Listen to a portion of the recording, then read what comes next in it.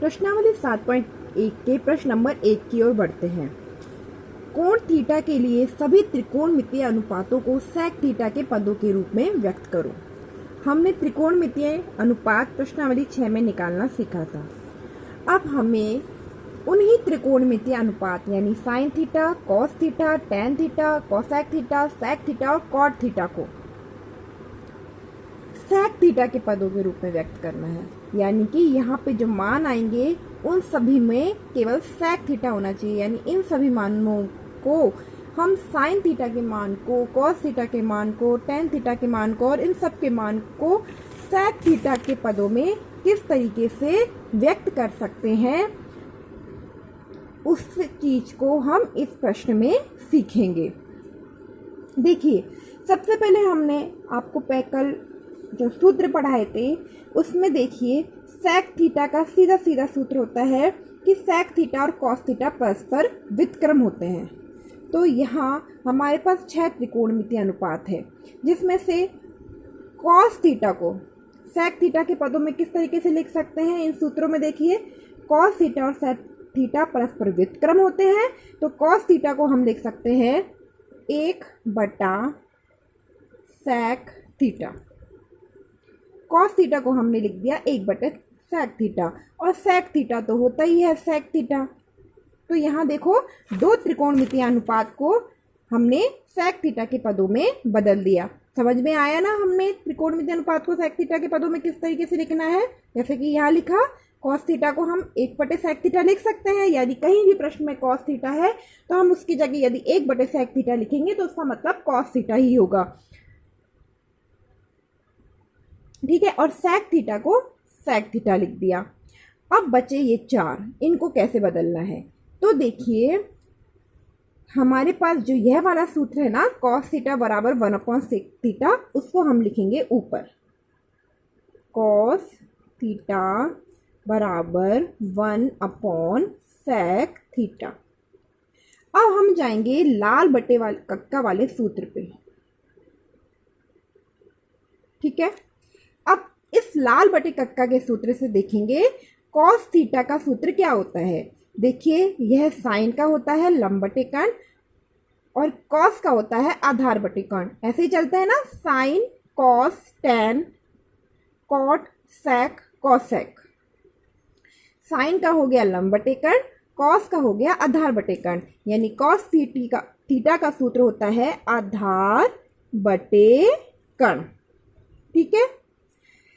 इसका मतलब हमारे पास a का मान तो आ गया 1 और k का मान आ गया सेक थीटा। अब बचा लंब का मान हमें नहीं पता। यहां मैंने एक समकोण त्रिभुज बना रखा है। समकोण त्रिभुज में हम जानते हैं समकोण के जस्ट सामने वाली भुजा होती है कर्ण। तो ये हो गया कर्ण। अब हमें यहाँ पे थीटा स्पेशली नहीं दे रखा है कि थीटा ए है या सी है। हम ए को भी थीटा मान सकते हैं, सी को भी थीटा मान सकते हैं। तो यहाँ इसका मतलब यह हुआ कि हम ए बी को भी लंब ले सकते हैं, बी सी को भी लंब ले सकते हैं। तो चलिए मैंने ए बी को लंब ले लिया, बच्चा बी सी, इसको मैंने आधार ले लिया। हमारे पास आधार और कर्ण के मान पता है, वो मान लिख दिए। आधार का मान है 1, तो मैंने आधार का मान लिख दिया 1 और कर्ण का मान है सेक थीटा, तो यहाँ मैंने कर्ण का मान लिख दिया सेक थीटा। लेकिन लंब का मान मुझे नहीं पता, लंब का मान मुझे ज्ञात करना होगा। तो देखिए किसी भी समकोण त्रिभुज में यदि हमें 2 भुजाएं पता है और तीसरी भुजा ज्ञात करनी है तो हमारे पास सिर्फ और सिर्फ एक ही नियम है, वो है पाइथागोरस प्रमेय। तो हम लगाएंगे पाइथागोरियन प्रमेय।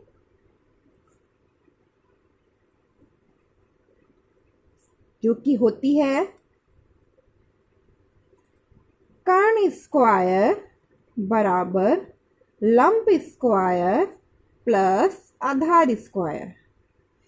इस प्रमेय में मान रखेंगे कर्ण स्क्वायर, कर्ण है सेक थीटा, तो कर्ण की जगह हम लिख देंगे सेक थीटा और लगा देंगे इसका स्क्वायर बराबर लंब का मान हमें नहीं पता, ज्ञात करना है। प्लस आधार का मान है 1 और इसका भी स्क्वायर।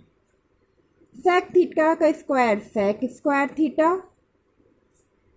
बराबर लंब स्क्वायर प्लस 1 का स्क्वायर 1, यानी कि लंब स्क्वायर का मान हो जाएगा, एल को अकेला करें ना यहाँ पे, ये हो जाएगा सेक स्क्वायर थीटा माइनस 1। लेकिन हमें मान तो किसका चाहिए, लंब का, और हमारे पास मान किसका है, लंब के स्क्वायर का। तो हम क्या करेंगे, दोनों पक्षों में वर्गमूल ले लेंगे।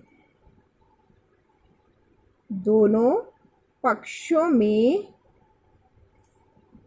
वर्गमूल लेने पर, जब बाएं पक्ष में वर्गमूल लेंगे तो एल स्क्वायर का वर्गमूल हो जाएगा एल।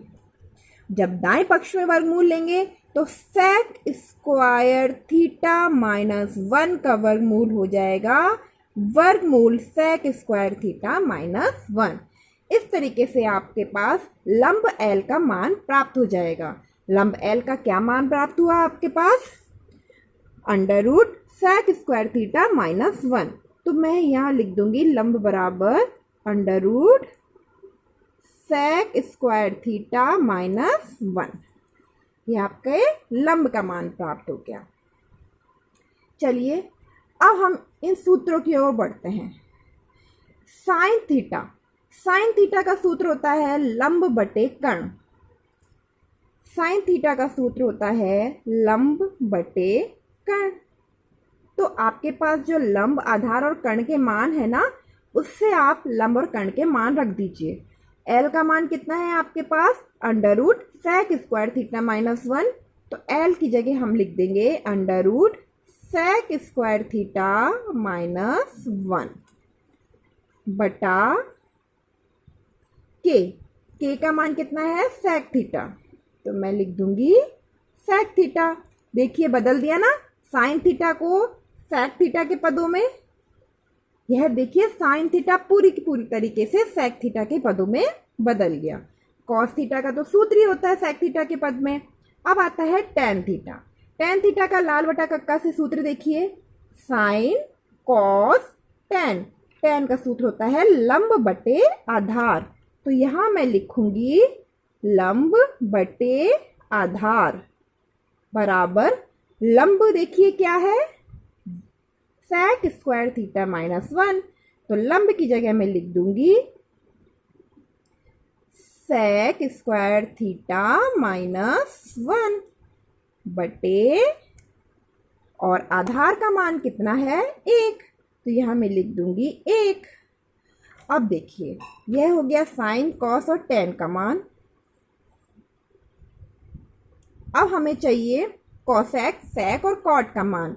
तो अब इन मानों को ज्ञात करने के लिए हमें लाल बटे कक्का से भी जाने की जरूरत नहीं है। हम जानते हैं कि कॉसेक थीटा का मान साइन थीटा के मान का व्युत्क्रम होता है, यानी कॉसेक थीटा साइन थीटा का व्युत्क्रम होता है। तो कॉसेक थीटा का सूत्र क्या हो जाएगा, कर्ण बटे लंब, यानी कि साइन थीटा के मान का उल्टा व्युत्क्रम। तो ये इस कॉसेक थीटा का मान हो जाएगा सेक थीटा बटे under root sec square theta minus 1। Sec theta बराबर sec theta, cot theta tan theta का व्युत्क्रम होता है। तो कॉट थीटा का सूत्र क्या होगा, आधार बटे लंब, यानी कि 1 under root sec square theta minus 1। इस तरीके से हम किसी एक त्रिकोणमितीय अनुपात के पदों में सभी त्रिकोणमितीय अनुपातों को व्यक्त कर सकते हैं, जिसमें कि पाइथागोरियन प्रमेय बहुत महत्वपूर्ण रोल निभाती है। यह है आपका प्रश्नावली का प्रश्न नंबर